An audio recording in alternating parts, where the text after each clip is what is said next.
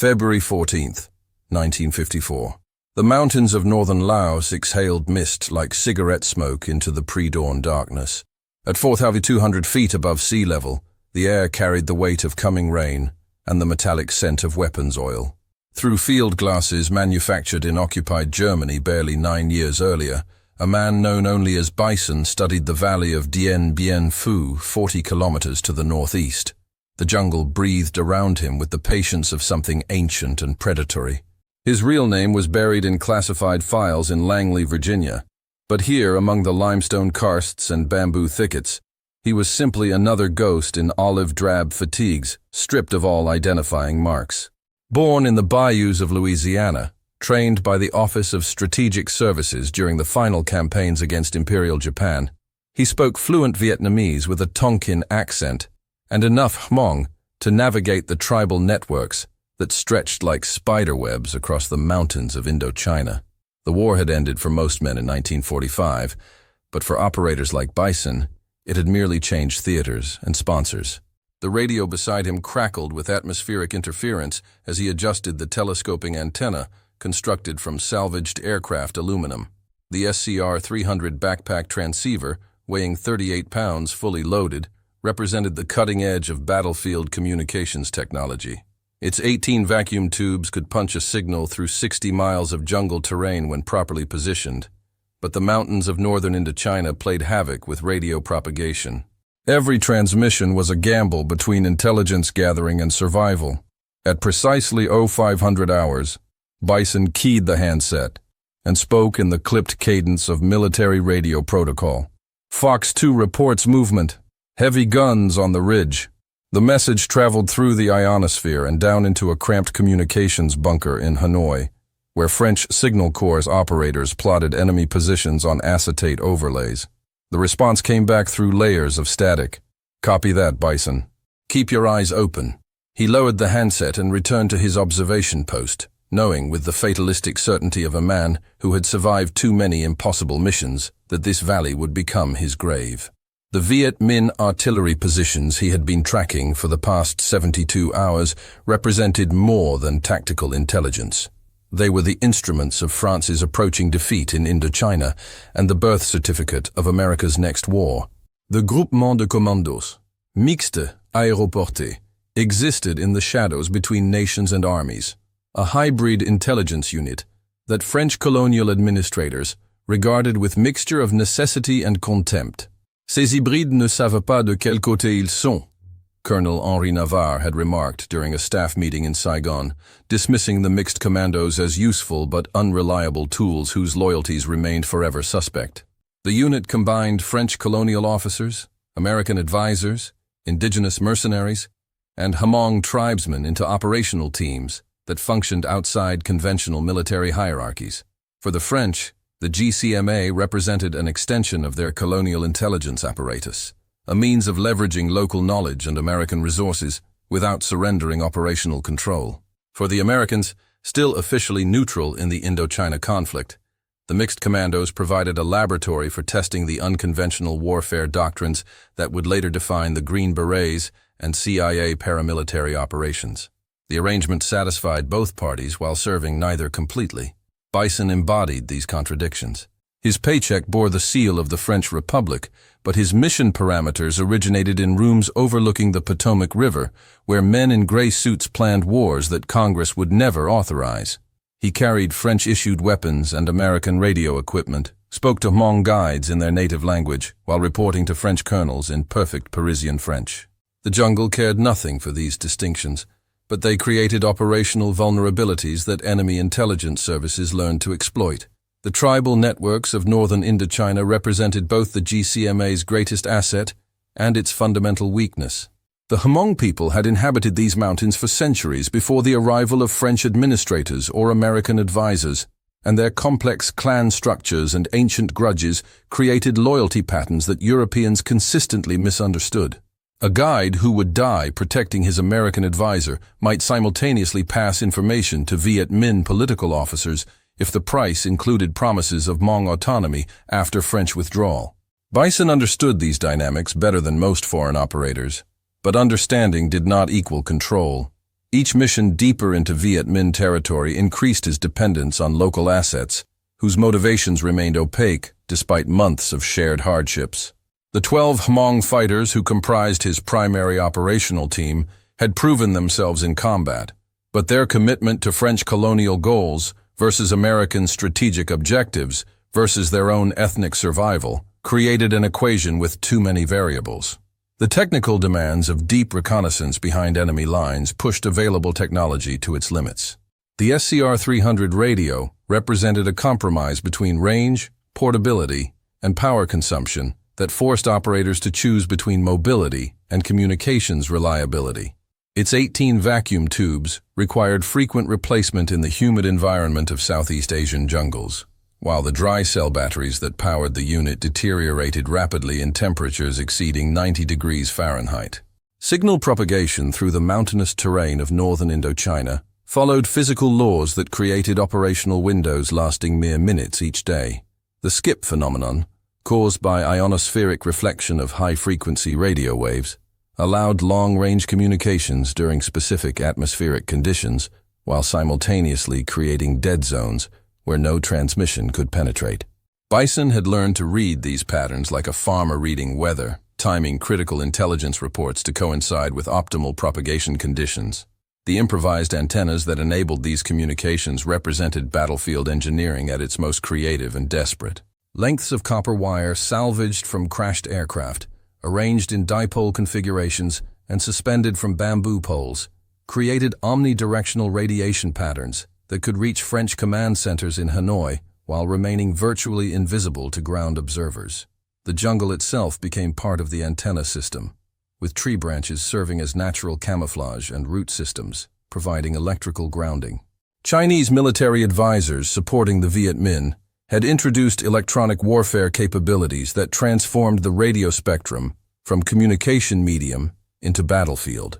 Soviet-manufactured direction-finding equipment, operated by People's Liberation Army technicians, could triangulate radio transmissions with sufficient precision to guide artillery strikes against enemy communication sites. The electronic cat-and-mouse game that resulted forced operators like Bison to adopt transmission schedules and frequencies that prioritized survival over intelligence gathering. The morning of March 10th brought monsoon clouds that hung like gray wool between the mountain peaks. Visibility dropped to less than 50 meters as Bison moved through the jungle, with the practiced silence of a hunter who understood that predator and prey roles could reverse without warning. His operational area covered roughly 40 square kilometers of terrain that appeared unmarked on French military maps, but contained hidden supply routes and weapons caches that could sustain a division-sized force for months. Through gaps in the canopy, he observed the systematic movement of artillery pieces along trails that should have been impassable to heavy equipment. The Viet Minh logistics network had achieved something that French military planners considered impossible: the transport of howitzers and anti-aircraft guns across terrain that challenge pack animals. Each weapon represented months of manual labor by thousands of porters who carried disassembled components through jungle paths barely wide enough for a single man. The artillery positions themselves demonstrated engineering sophistication that contradicted French assumptions about enemy capabilities.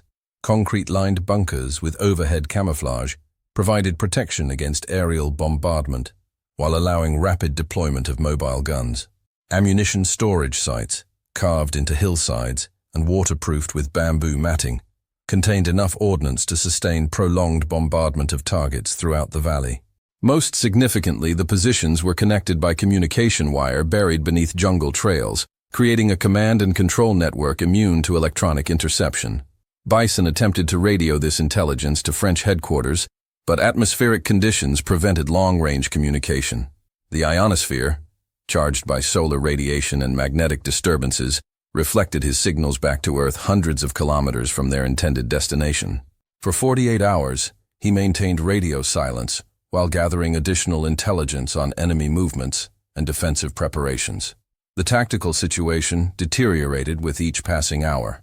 Viet Minh patrols increased their activity along the border region, moving in coordinated sweeps that suggested enemy commanders possessed accurate intelligence about French reconnaissance operations.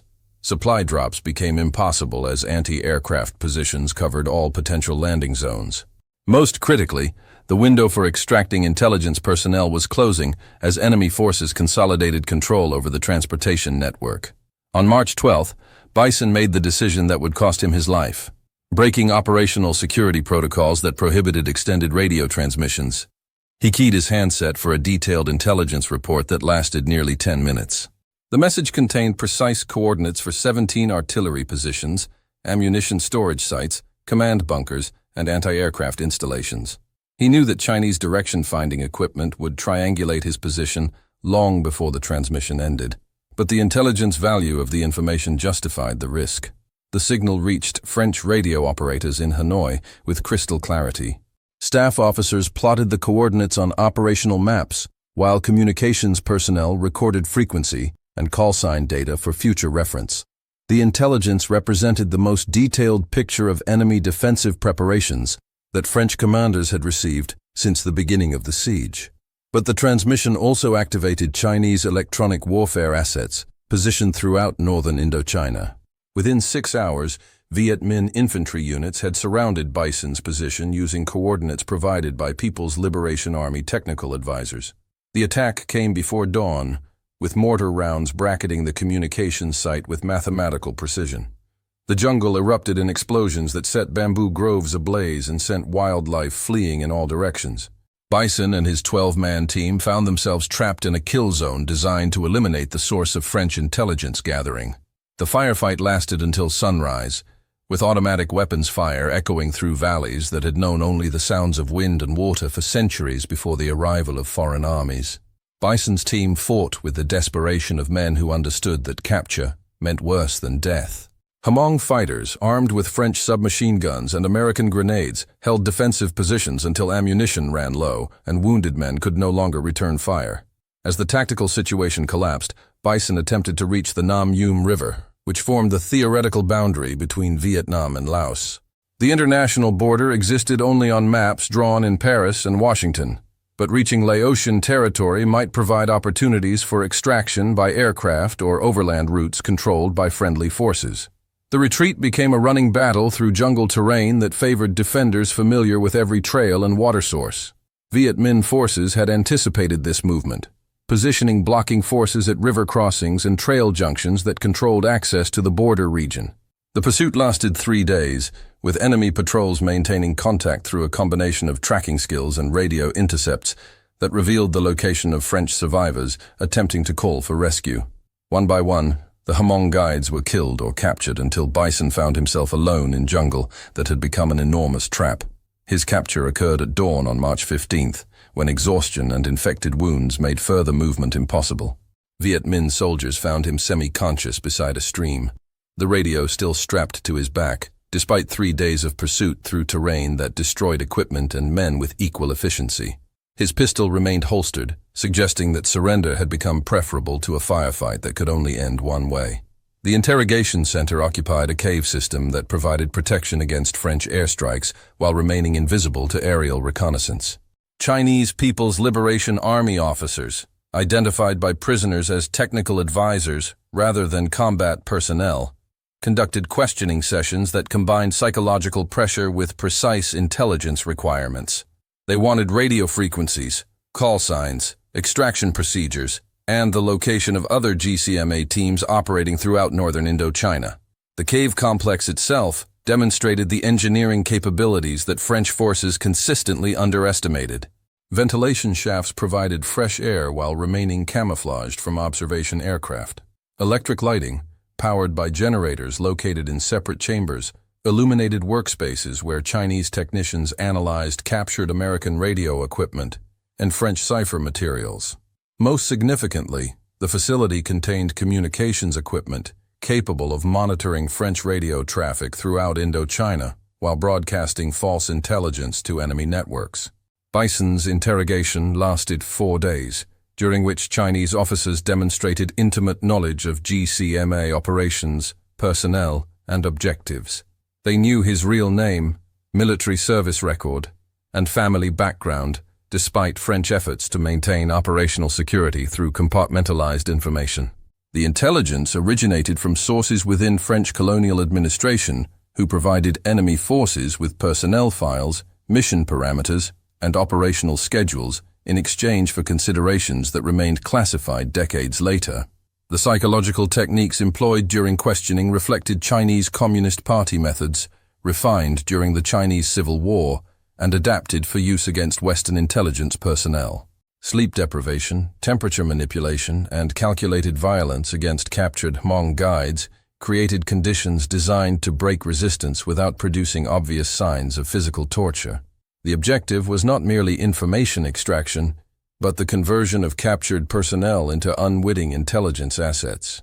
On March 19th, one of Bison's Hmong interpreters was brought into the interrogation chamber showing signs of systematic brutalization. The man had served as translator and cultural advisor during 6 months of operations behind enemy lines, developing personal relationships with American personnel that transcended professional obligations. His condition represented a calculated message about the consequences of continued resistance to Chinese intelligence requirements. The Chinese colonel conducting the interrogation spoke English with an accent that suggested education at American or British universities before the Communist Revolution. "Tell us, Mr. Bison," he said, using the prisoner's real name rather than his operational pseudonym. "For whom do you really work? France or America?" The question reflected Chinese understanding of the complex loyalties and conflicting objectives that characterized GCMA operations throughout Indochina. Bison's response consisted of name, rank, and service number, as required by the Geneva Convention. Though neither China nor the Democratic Republic of Vietnam recognized international law regarding the treatment of prisoners captured during undeclared conflicts. His silence triggered escalating pressure that included threats against family members in Louisiana and promises that cooperation would result in medical treatment for infected wounds that had begun to show signs of gangrene. The interrogation ended abruptly on March 22nd, when Viet Minh forces launched their final assault against French positions in Dien Bien Phu Valley. Chinese advisors departed the cave complex to provide technical support for artillery operations, while Bison and surviving prisoners were prepared for transport to camps in North Vietnam or China. According to fragmentary reports from later prisoner exchanges, the convoy departed during darkness and headed toward the Chinese border. No verified sighting of Bison was reported after March 23, 1954. French intelligence services listed him as missing in action, presumed dead, while American personnel files classified his status as killed in action for administrative purposes. The Central Intelligence Agency, which assumed responsibility for unconventional warfare operations in Southeast Asia following French withdrawal, maintained his case file as active for 20 years before transferring records to archives that remained classified until the 1990s. The radio intercepts that began reaching French communication centers on March 24th appeared to originate from Bison's captured SCR-300 transceiver. The signals maintained proper authentication codes and transmission procedures, providing intelligence reports that seemed consistent with ongoing reconnaissance missions. French staff officers initially welcomed the resumption of communications from their most productive intelligence source, incorporating the reports into operational planning without questioning their authenticity. The intelligence proved devastatingly accurate, but not in ways that benefited French forces. Artillery positions reported as abandoned were reinforced hours before scheduled bombing raids. Supply routes described as clear were defended by anti-aircraft guns that destroyed transport aircraft with methodical precision. Landing zones identified as safe became killing fields, where French paratroops died within minutes of touching ground. The captured radio had become an instrument of deception that amplified French tactical disadvantages. Chinese electronic warfare specialists had achieved something unprecedented in modern military history: the systematic corruption of enemy intelligence networks through the exploitation of captured communication equipment and personnel. By broadcasting false reports using authentic frequencies and procedures, they transformed French tactical communications from force multiplier into liability. Every intelligence report became suspect, every operational plan potentially compromised before execution.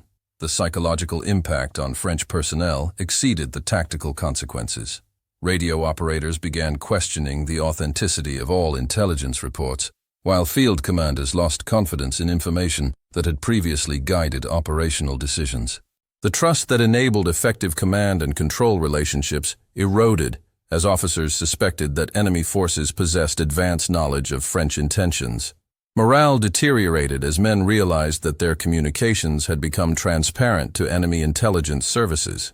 General Henri Navarre, commanding French forces in Indochina, later admitted in classified testimony that the compromise of GCMA communication networks marked the effective end of French tactical surprise in northern Vietnam. The psychological operations conducted by Chinese advisors had achieved strategic effects that exceeded the impact of conventional military operations. By destroying confidence in intelligence gathering and communication systems, enemy forces had paralyzed French decision-making processes at critical moments during the battle.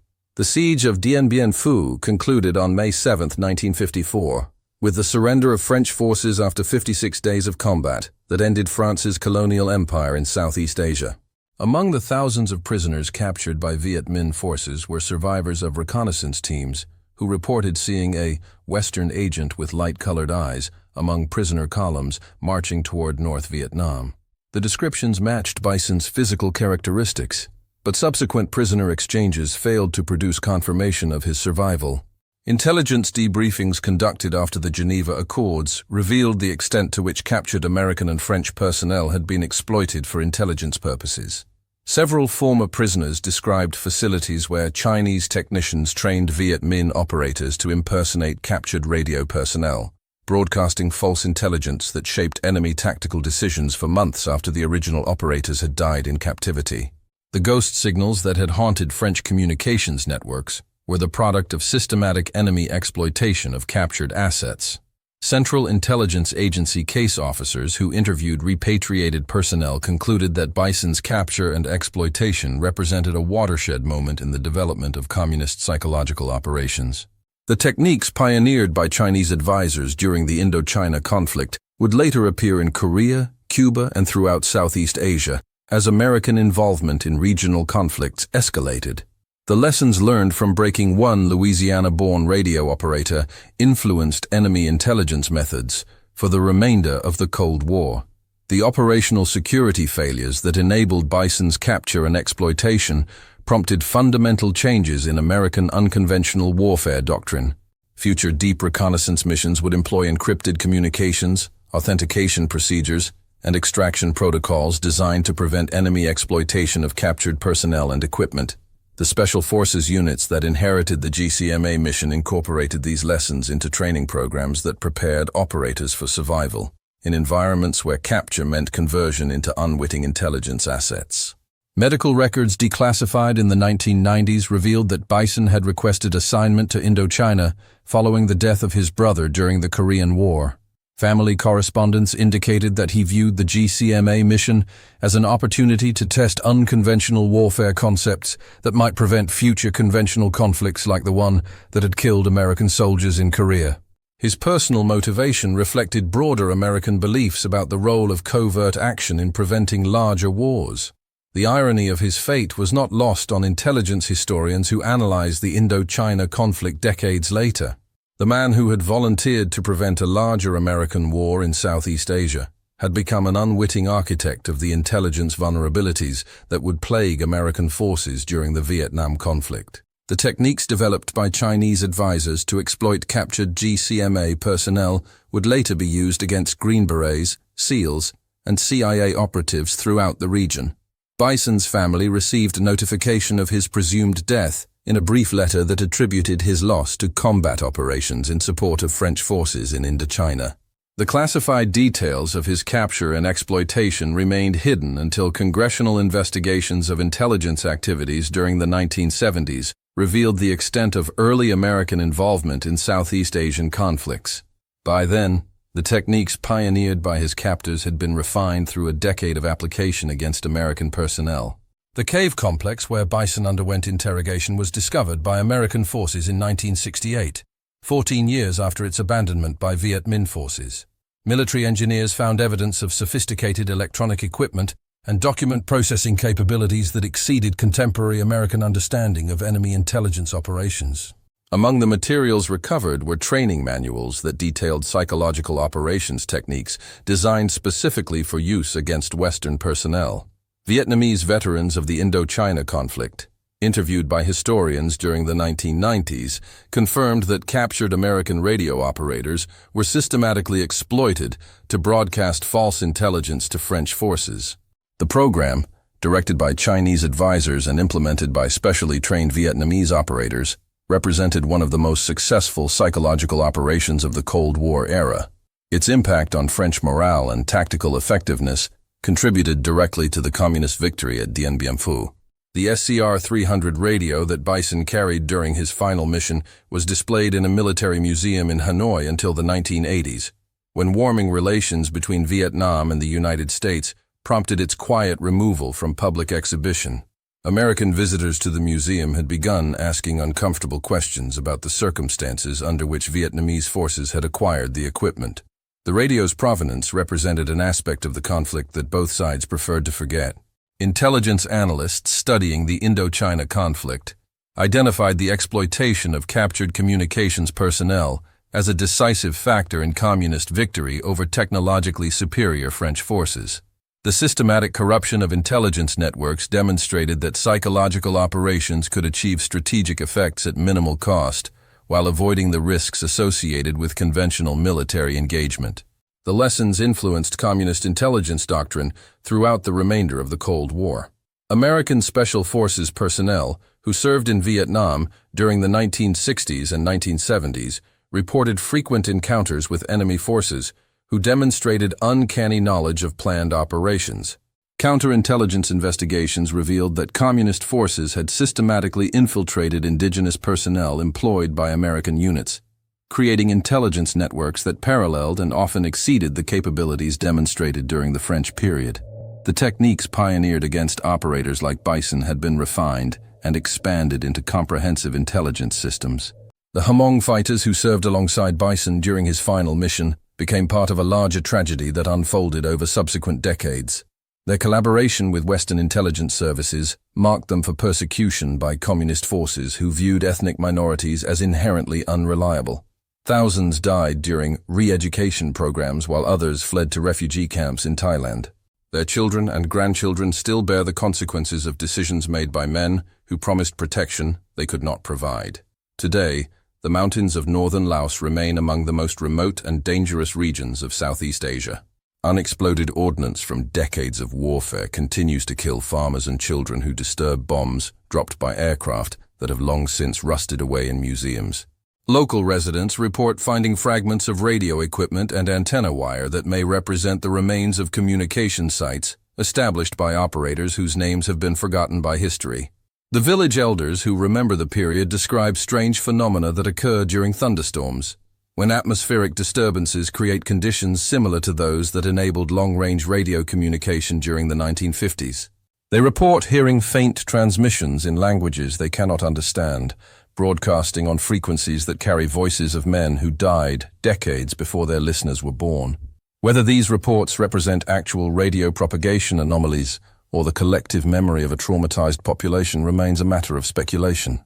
Atmospheric scientists studying radio wave propagation in Southeast Asia have documented unusual reflection patterns that occur in the limestone karst regions of northern Indochina. The geological formations create natural waveguides that can carry radio signals across vast distances under specific atmospheric conditions.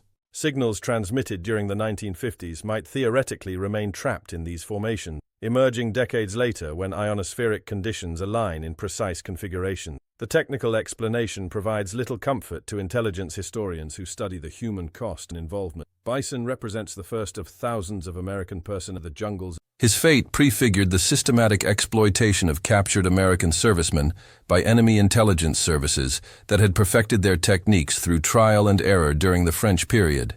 Military communications specialists who analyzed enemy capabilities following American withdrawal from Vietnam identified the corruption of radio networks as a critical factor in communist tactical success throughout the conflict. The ability to intercept, decode, and exploit American communications provided enemy forces with intelligence advantages that offset American superiority in firepower and mobility. The lessons learned from operators like Bison had been institutionalized into comprehensive electronic warfare capabilities. The psychological operations techniques developed by Chinese advisors during the Indochina conflict influenced communist intelligence doctrine worldwide. Similar methods appeared in conflicts throughout Africa, Latin America, and the Middle East as Cold War competition expanded into regional conflict. The exploitation of captured Western personnel became a standard component of asymmetric warfare doctrine that enabled technically inferior forces to achieve strategic advantages over better-equipped opponents. Modern counterintelligence training for American Special Operations personnel includes detailed case studies of personnel captured during the Indochina conflict. The techniques used to break men like Bison have been analyzed and countered through psychological preparation and resistance training that assumes capture and attempted exploitation. The lessons learned from one radio operator's fate have protected thousands of his successors from similar manipulation. The broader strategic implications of the GCMA program remained classified until congressional investigations of intelligence activities revealed the extent of early American involvement in Southeast Asian conflicts. The mixed commandos represented the first systematic attempt by American intelligence services to conduct proxy warfare in regions where direct military intervention remained politically impossible. The program's failure provided lessons that influenced covert action doctrine throughout the Cold War. Defense contractors who supplied equipment for early unconventional warfare operations learned valuable lessons about the vulnerability of American technology to enemy exploitation. The systematic analysis of captured communications gear by Chinese technicians provided communist forces with detailed understanding of American capabilities and limitations. Future equipment development programs incorporated security features designed to prevent enemy exploitation of captured materials. The relationship between American intelligence services and indigenous personnel was permanently altered by the systematic exploitation of tribal allies during the Indochina conflict. Future operations would emphasize compartmentalization and limited exposure of local assets to sensitive information that could compromise broader operational security. The trust that enabled effective collaboration with indigenous forces had been damaged by revelations about the ease with which enemy services could convert captured personnel into intelligence assets.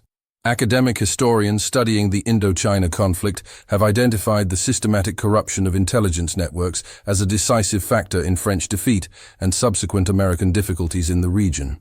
The techniques pioneered by Chinese advisors represented a form of information warfare that achieved strategic effects through the manipulation of enemy decision-making processes rather than direct military engagement. The concept influenced asymmetric warfare doctrine throughout the developing world. The families of missing personnel from early American involvement in Southeast Asian conflicts continue to seek information about the fate of their relatives. Bison's name appears on lists maintained by organizations that advocate for accounting of personnel missing from undeclared conflicts that preceded official American involvement in the Vietnam War. The political sensitivity of early covert operations has complicated efforts to resolve cases involving personnel who died in operations that officially never occurred. Diplomatic historians analyzing American policy towards Southeast Asia during the 1950s have identified the GCMA program as a critical factor in subsequent decision-making about military intervention in the region. The intelligence gathered by operators like Bison provided American policymakers with detailed understanding of enemy capabilities and intentions that influenced decisions about the escalation of American involvement throughout the following decade. His sacrifice contributed to knowledge that guided strategic decisions for years after his disappearance. The electronic warfare techniques developed during the Indochina conflict influenced the design of modern military communication systems that assume enemy interception and exploitation of transmitted information. Encryption, authentication, and frequency hopping technologies that protect contemporary military communications represent direct responses to vulnerabilities revealed by the systematic exploitation of captured radio operators during the 1950s. The lessons learned from Bison's fate continue to protect American servicemen today. In the end, the story of one radio operator's disappearance illuminates the larger tragedy of American involvement in Southeast Asian conflicts that would consume 2 generations of young men. Bison volunteered for a mission designed to prevent a larger war, but his capture and exploitation provided enemy forces with capabilities that made eventual American defeat more likely. His personal tragedy reflected the broader contradictions of American foreign policy during the early Cold War period. The mountains of northern Indochina keep their secrets with the patience of geological time, but occasionally reveal fragments of human stories that illuminate the cost of strategic miscalculation and technological overconfidence. Bison's voice still whispers through the static of history, transmitting messages that only the dead can decode. His frequency remains active in the collective memory of men who learned too late that in the jungles of Indochina, the medium had become the message, and the message was death. History is not made of victories. It's made of voices that refuse to disappear. What should we cover next? Subscribe and share your thoughts on this video. Your feedback and support are immensely valuable and help me keep improving the content.